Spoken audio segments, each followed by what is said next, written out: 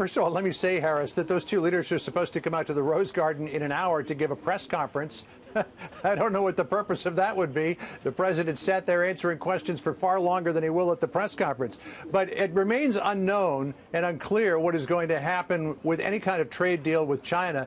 China seems to be backing away from the deal that they had on the table with the United States, perhaps because they're looking at these poll numbers that we see across the country that President Trump disputes that show that President Trump would lose in a matchup against the top 6 Democrats.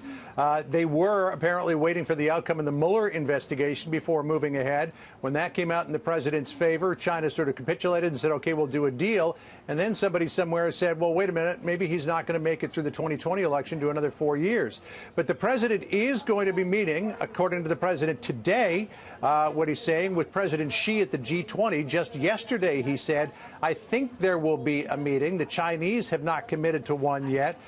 So that is still a little bit unclear, though the president seemed to be much more definitive today in saying that there will be a meeting. But in terms of where we go with China and trade, I think the only question left to ask about that, and maybe I will if I get an opportunity to at the press conference, is how long does the president wait to do a deal with China before he hits them with the 25% on the remaining $325 billion in Chinese goods in terms of tariffs? Well, that would be one question about how long does the president wait to kick in what he's going to do. The other would have to be in reference to Mexico, because the president just said there's a potential phase 2 if Mexico does not continue to keep its word south of our southern border with them in terms of holding asylum seekers in that country and dealing with the influx of migrants into the United States, putting those 6,000 Mexican troops on a border to hold them at bay. Look, if it doesn't continue, phase 2, what do we know about phase 2?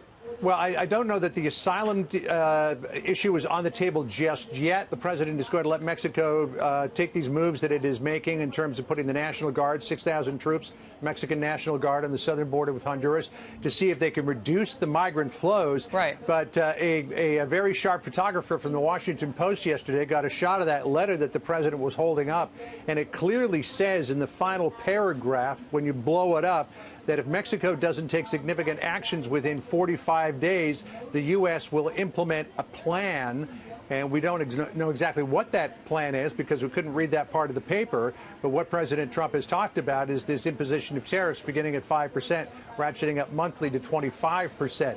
So, and also the foreign minister of Mexico, Marcelo Ebrard, said on Monday that if Mexico doesn't significantly curb the flow of migrants through Mexico to the United States within 45 days, it may take steps to become what's known as a safe third country, which would mean that migrants who move up through Mexico could only claim asylum in the United States in Mexico, and that if they crossed the border into the United States, they would be ineligible. So there's a lot that we still don't know about this. The president calls it a secret deal. That photographer from the Washington Post made it a little less secret than it was yesterday, but there's still a lot that we do not know about it. But there seems to be a window of 45 days being here a crucial element. Harris?